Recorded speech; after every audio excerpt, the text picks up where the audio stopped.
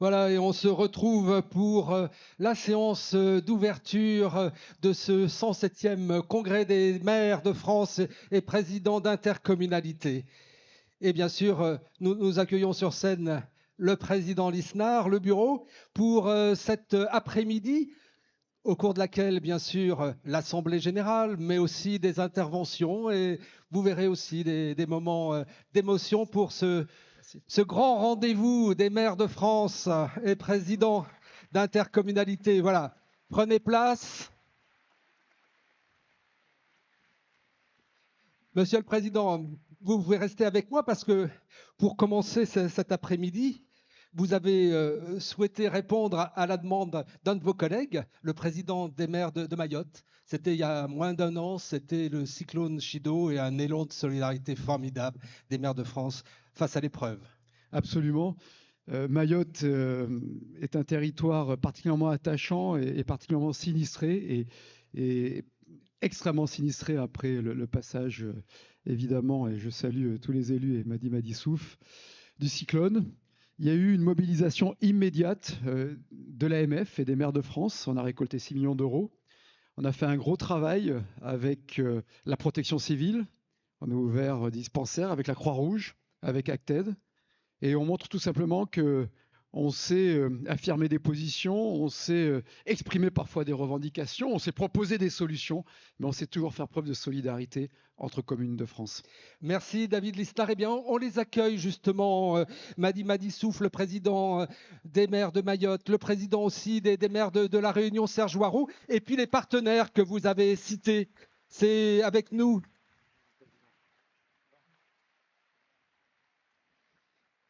C'est avec nous François Richer, le président de la Fédération nationale de la protection civile, Nathalie Smirnov, la directrice générale de la Croix-Rouge française, et puis Shadi Amin, le directeur adjoint des opérations d'Acted. Voilà. Alors, Président, c'est vrai, vous avez dit, mais je ne peux pas laisser passer ce 107e congrès sans d'abord remercier mes collègues, mais surtout aussi témoigner de l'épreuve que vous avez vécue. Oui, tout à fait. Bon, je tiens tout d'abord à remercier notre président David, mon cher David. C'est vrai, j'ai fait appel à lui après le cyclone.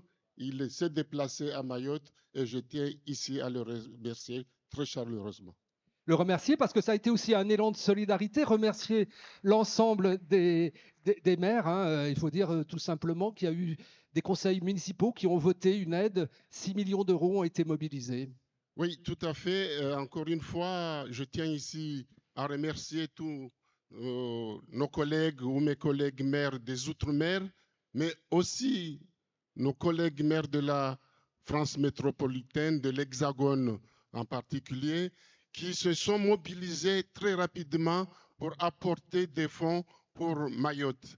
Et surtout nos collègues de La Réunion qui est à côté de moi, parce que La Réunion est à 2 heures de Mayotte, qui ont pu dépêcher sur place certaines aides rapidement, l'eau et des techniciens pour remettre en fonction tout ce qui était détérioré, notamment l'électricité, déblayer des voies.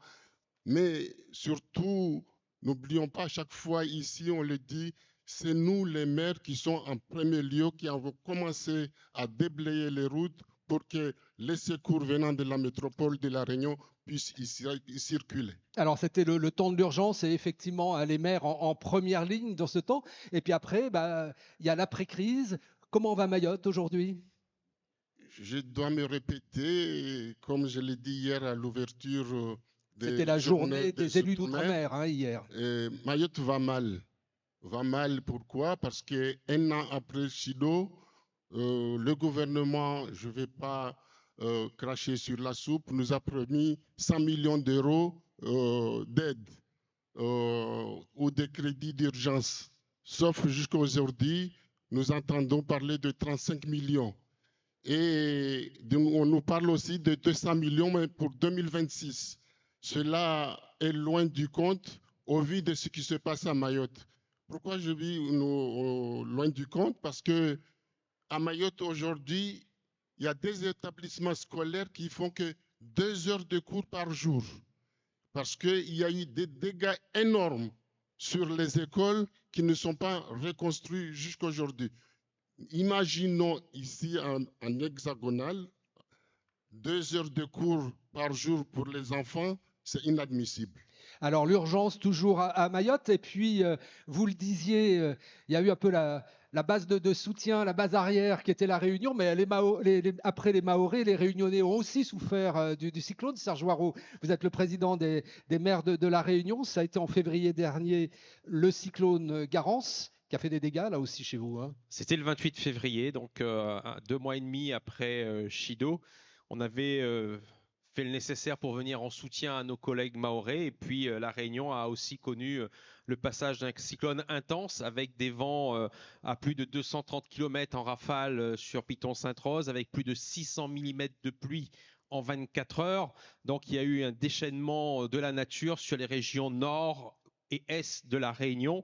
Et c'est vrai que face à cette situation, les maires sont en première ligne puisque avec nos plans communaux de sauvegarde, nous devons assurer et garantir la sécurité de nos concitoyens, de nos administrés. Nous sommes habitués puisque nous avons développé cette culture sur notre territoire, puisque la Réunion tous les ans est confrontée à cette période cyclonique qui va du 15 novembre au 15 avril.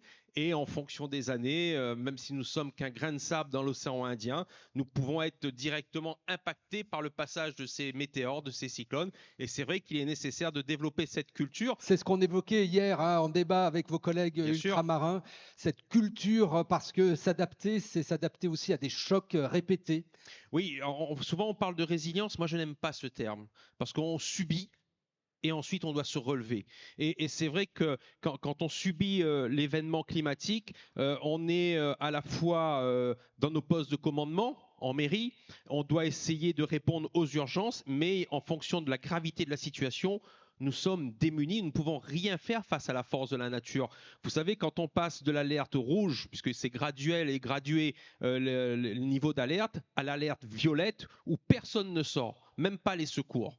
Et quand on a des appels où on nous demande, il y a des appels au secours, il y a des familles qui ont leur toit de maison arraché, des inondations. La maire de Saint-Denis hier a témoigné, notamment le quartier des Camélias, où elle disait heureusement que ça s'est passé en plein jour, sinon nous aurions eu pas seulement 5 morts, c'est 5 morts de trop déjà, mais c'est vrai que si c'était de nuit, cet événement aurait été plus dramatique encore. Donc c'est pour bien montrer que nous les maires à La Réunion, nous avons appris à gérer ces événements, mais malheureusement, face à Dame Nature, on se sent parfois démuni. Et ce qui est vrai chez nous, dans nos territoires, mes chers collègues de la France hexagonale et notre ami président de l'AMF, maire de Cannes, sait de quoi je parle, parce que je le vois régulièrement aussi sur tous les fronts. Il ne dort pas les nuits pour surveiller sa population. Dernièrement encore, je crois que c'était ce week-end, où il y a eu encore un événement orageux assez marqué. Donc ça peut arriver sur n'importe quelle commune, sur n'importe quel territoire,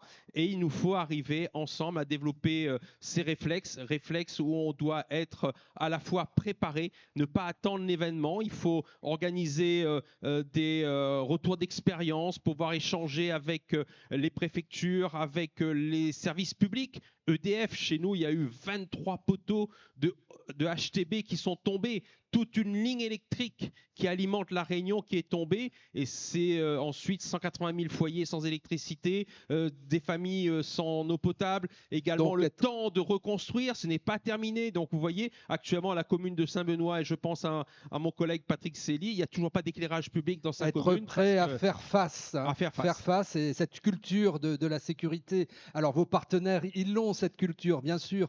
La Croix-Rouge d'ailleurs, quand est survenu le cyclone à Mayotte, vous étiez prépositionné, m'avez-vous dit?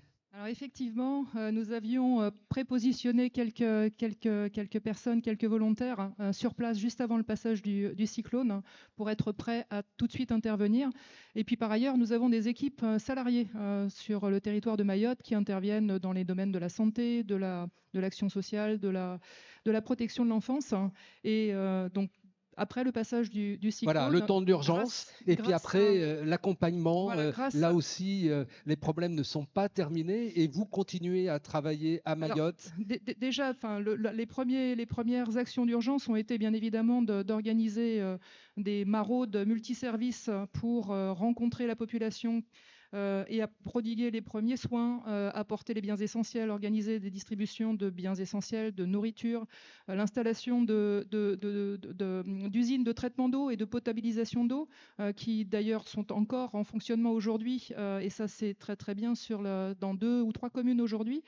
Des maraudes qui ont permis d'intégrer aussi du personnel du centre hospitalier de Mamoudzou qui, après leurs heures de travail à l'hôpital, intégraient nos maraudes pour prodiguer les premiers soins aux populations qui étaient un petit peu éloignées de l'hôpital. Donc une réponse d'urgence grâce à des volontaires de l'Hexagone qui sont venus renforcer les équipes sur place. Et puis aujourd'hui, un plan Mayotte 2030 qui se poursuit avec la volonté partagée d'installer et de démarrer une école d'infirmières à Mamoudzou pour renforcer l'école d'infirmières qui existe déjà et qui devrait accueillir les premiers étudiants pour la rentrée de 2026-2027. Besoin aussi, et vous l'avez dit, de renforcer toute la prévention et les formations de prévention aux multicrises. Et donc là, on a aujourd'hui à La Réunion une plateforme d'intervention régionale qui opère sur l'ensemble de la zone, qui a montré bien évidemment toute son efficacité à Mayotte, mais aussi à La Réunion 2 mois plus tard, et dont le modèle est en train d'être répliqué sur Mayotte avec des stocks prépositionnés sur l'île et des voilà, là encore le renforcement d'une culture de la sécurité, exactement. Et puis travailler sur la durée, c'est ce que vous faites aujourd'hui. Et avec des bénévoles, hein, ce congrès il fait beaucoup de place à l'engagement, à la citoyenneté. Alors les bénévoles, c'est le cas François Richer de la Fédération nationale de la protection civile, où là aussi la mobilisation a été exceptionnelle. Oui, une mobilisation forte, un petit peu à l'image de notre mobilisation pour l'Ukraine. Hein. On oublie, mais il y a 3 ans, cher David, on était dans la même action, avec le pragmatisme qui est le nôtre, qui est celui de la protection civile et celui des élus. Donc sur Mayotte, tout simplement, et La Réunion, 2 phases, toujours ces 2 phases dont a parlé ma collègue juste avant, l'urgence et puis la consolidation ou l'accompagnement. Sur la phase d'urgence, c'est près de 400 bénévoles qui ont été engagés par la protection civile pendant près de 3 mois, différentes vagues, et qui ont contribué à un retour à la vie normale, le meilleur possible, autour aussi d'un grand nombre de chantiers de déblaiement. Et là, toujours tous ces chantiers en lien avec les collectivités. J'insiste sur ce point, c'était vraiment un lien fort que l'on avait, tisser le lien avec les collectivités pour répondre de façon la plus précise possible aux besoins. Donc, le déblaiement, le aller vers, avec près de 400 maraudes dans les bangas et ailleurs, et bien entendu les centres de santé, ou tout moins les dispensaires qu'on a ouverts pour répondre aux besoins de soins les plus urgents dans un premier temps. Et puis après, on est désormais plutôt dans cette phase d'accompagnement ou de consolidation, de reconstruction, on les nomme comme on veut, avec 3 chantiers majeurs pour nous.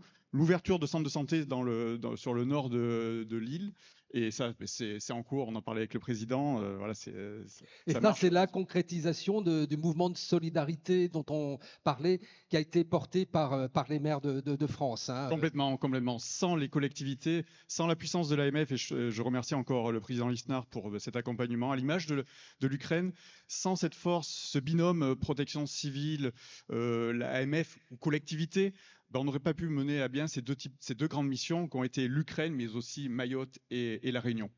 Et l'AMF, et on le voyait sur les images qui a été présente, David Lisnard a été au plus près des collègues mahorais. Alors, on connaît bien la Croix-Rouge, la protection civile, peut-être un peu moins Acted, mais qui est tout aussi important et aussi actif. 2 mots peut-être pour présenter Acted et cette action au long cours que vous menez aujourd'hui.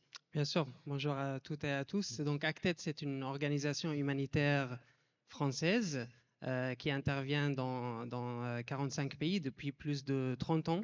Nous n'intervenons presque jamais en France, mais la situation de Mayotte a suscité et obligé une réaction forte. Exactement, il nous a apparu évident d'être présent.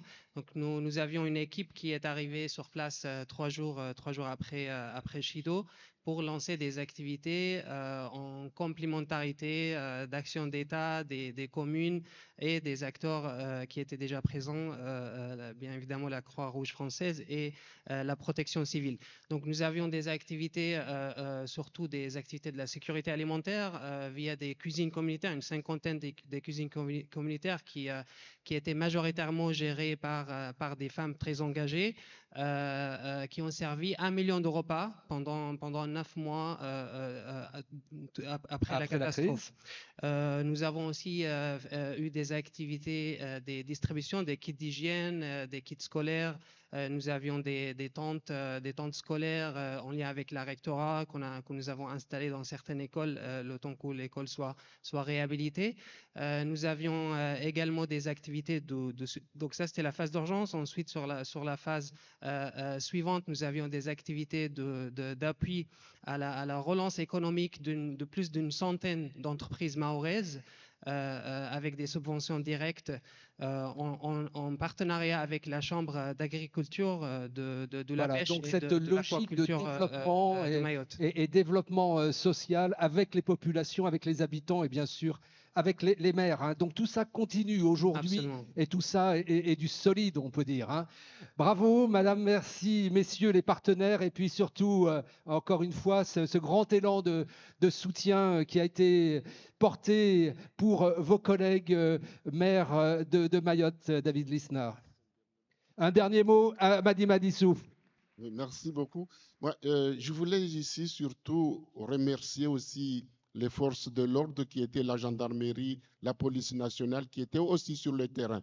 Je voulais aussi lancer un appel de solidarité parce que nous avons encore besoin de votre aide, de votre solidarité pour nous accompagner pour la construction de Mayotte. Merci.